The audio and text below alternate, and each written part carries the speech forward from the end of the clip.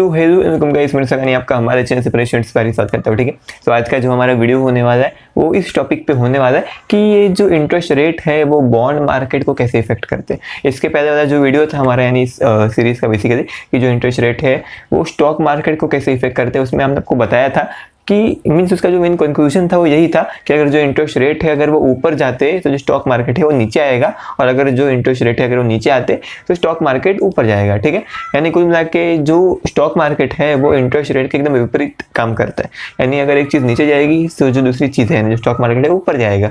ठीक है, यानी ऊपर नीचे चलता रहेगा। लेकिन जो बॉन्ड मार्केट है, बॉन्ड मार्केट में ऐसा नहीं होता। अभी बहुत सारे लोग मुझसे पूछेंगे कि भाई ये वीडियो तूने क्यों बनाया, इससे हमें क्या ही फायदा होगा। यानी अगर आपको पता है कि जो बॉन्ड मार्केट है ऊपर जाने वाला नीचे जाने वाला उससे आपको क्या ही फायदा हो सकता है, लेकिन ऐसा नहीं है। इससे आपको फायदा हो सकता है अगर जो इंटरेस्ट रेट है अगर वो किसी एक डायरेक्शन में जाने वाली है और आपको पहले से ही पता चल जाता है, तो बेसिकली आप बॉन्ड मार्केट में उस चीज का फायदा उठा सकते हो। आपको पता है कि भाई ये जो बॉन्ड है इसका प्राइस ऊपर जाने वाला है, तो मैं अभी से खरीद लेता हूँ, फिर प्राइस ऊपर जाएगा तब मैं बेच सकता हूँ अगर चाहिए तो मेरे को।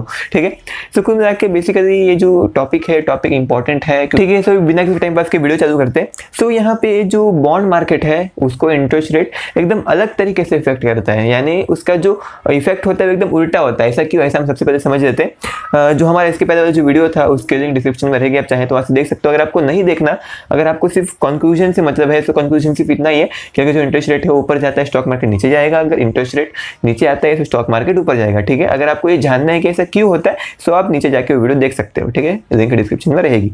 तो बेसिकली यहाँ पे ऐसा इसलिए होता है, जो बॉन्ड मार्केट है वो स्टॉक मार्केट से एकदम अलग बिहेव इसलिए करता है क्योंकि जो इंटरेस्ट रेट है वो स्टॉक मार्केट के जो इकोनॉमिक्स होते हैं, यानी किसी भी कंपनी के जो इकोनॉमिक्स होते हैं, उस बिजनेस की जो इकोनॉमिक्स होते हैं उस पर इफेक्ट करता है। यानी स्टॉक मार्केट में जितनी भी कंपनियां हैं उसका जो मींस बेसिकली स्टॉक मार्केट पे जो इंटरेस्ट रेट है वो कैसे इफेक्ट करता है। जो कंपनी है वो लोन लेती है, ठीक है, और वो लोन का कुछ एक पर्टिकुलर इंटरेस्ट रेट होता है, और साथ ही साथ बेसिकली जो लोन है कंपनी के जो लोन होते हैं उनका जो इंटरेस्ट रेट है वो फिक्स नहीं होता। वो वापिस से उसका इंटरेस्ट रेट चेंज करवा सकते हैं, या फिर वो लोन का पैसा मीन्स वो लोन को कहीं और से पे कर सकते हैं और बेसिकली कोई और नया लोन ले सकते हैं। ठीक है, यानी कम इंटरेस्ट रेट वाला फिर ज़्यादा इंटरेस्ट रेट वाला।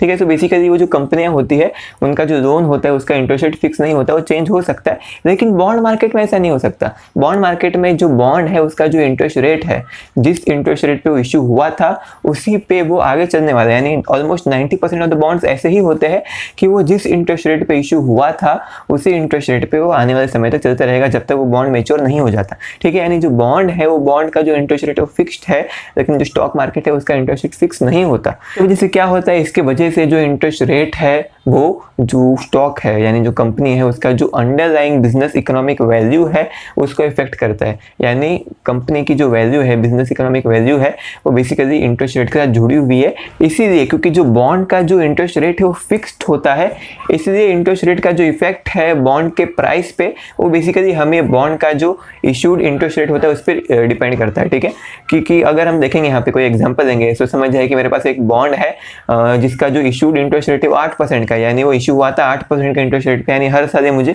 8% का इंटरेस्ट देता है। और अभी फिलहाल मार्केट में जो सेंट्रल बैंक यानी जो आरबीआई है उसका जो इंटरेस्ट रेट है, रेपो रेट है, वो तकरीबन 6% का जो चल रहा है, और जो सिमिलर बॉन्ड है वो मुझे 6% के इंटरेस्ट के साथ मिल रहे हैं। सो बंदे ऐसा सोचेंगे कि भाई जब मुझे 8% इंटरेस्ट रेट वाला बॉन्ड मिल रहा है तो मैं 6% वाला बॉन्ड क्यों ही खरीदूं, जिसकी वजह से 8% वाले की जो डिमांड है वो बढ़ेगी, जिसकी वजह से उसके प्राइस बढ़ने के अच्छे खासे चांसेस हैं, यानी उसके प्राइस बढ़ने ही वाले हैं। ठीक है, और इसी का विपरीत होता है अगर जो इशूड इंटरेस्ट रेट है वो जो अभी फिलहाल के जो रिपो रेट है आरबीआई का उससे कम रहता है। तो ठीक है, यानी जो फिलहाल का जो बॉन्ड का जो इशूड इंटरेस्ट रेट है वो 10% का है, और अगर समझ जाए कि फिलहाल का आरबीआई का रिपो रेट 12% का है, तो बेसिकली लोगों को जब 12% के नए नए बॉन्ड मिल रहे हैं यानी उसी सिमिलर क्वालिटी के बॉन्ड लेकिन ज्यादा इंटरेस्ट रेट वाले मिल रहे हैं, तो लोग 10% वाला बॉन्ड क्यों ही खरीदेंगे, जिसकी वजह से जो 10% वाला बॉन्ड है उसका प्राइस कम होने वाला है। ठीक है, इसीलिए जो बॉन्ड होते हैं उनका जो प्राइस होता है वो इंटरेस्ट रेट के हिसाब से ऊपर या नीचे तो होता है, लेकिन वो इस चीज पे डिपेंड करता है कि उनका जो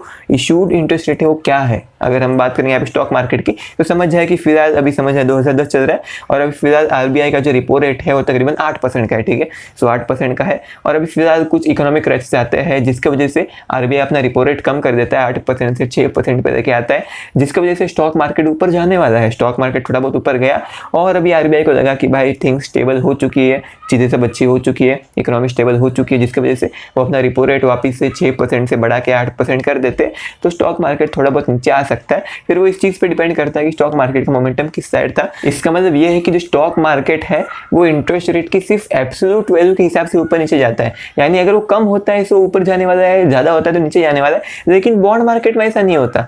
बॉन्ड मार्केट में अगर कोई बॉन्ड है जिसका जो इशूड इंटरेस्ट रेट है यानी उसका इंटरेस्ट रेट 8% का है और जो RBI का जो रिपो रेट है वो हो जाता है 6% का, तो उस बॉन्ड की वैल्यू इंक्रीज होने वाली है। ठीक है, देन अगर उस बॉन्ड का या फिर जो RBI का जो रिपो रेट है वो वापिस से 6% से 8% तक ऊपर हो जाता है। इसी अगर दो बॉन्ड आपके सामने है, दोनों का जो इंटरेस्ट रेट है वो 8% का ही है, तो बेसिकली आप जो नया बॉन्ड है वही चूज करोगे, जिसके वजह से जो बॉन्ड होते हैं, जो बॉन्ड मार्केट है उसमें जो बॉन्ड का जो प्राइस है वो इंटरेस्ट रेट के हिसाब से ऊपर नीचे तो होता है, लेकिन वो बेसिकली उसका जो इशूड इंटरेस्ट रेट होता है यानी वो जो बॉन्ड है वो किस इंटरेस्ट रेट पे इशू हुआ था उस पर भी डिपेंड करता है। ठीक है, तो कुल मिला के आज का जो वीडियो था यहीं पे खत्म होता है। मेरे हिसाब से आपको समझ में आया होगा कि जो इंटरेस्ट रेट है वो बॉन्ड के हिसाब से कैसे ऊपर नीचे होता है।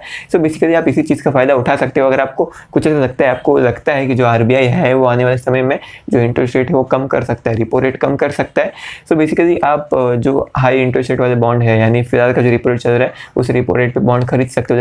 देन उसके बाद अगर जो RBI है वो रिपो रेट कम करता है, सो बेसिकली आप उस बॉन्ड को थोड़ी बहुत प्रॉफिट पे बेच भी सकते हो। ठीक है, सो कुल मिला के आप ऐसे इस चीज़ का इस्तेमाल कर सकते हो और बेसिकली आप इसको अपने लॉन्ग टर्म जो पोर्टफोलियो है उसमें भी इस्तेमाल कर सकते हो और अपना जो पोर्टफोलियो का जो एक्सपेक्टेड रिटर्न है वो कैलकुलेट कर सकते हो। और थैंक यू सो मच इस वीडियो को यहाँ से देखने के लिए। Thank you so much. अब हम चलते हैं।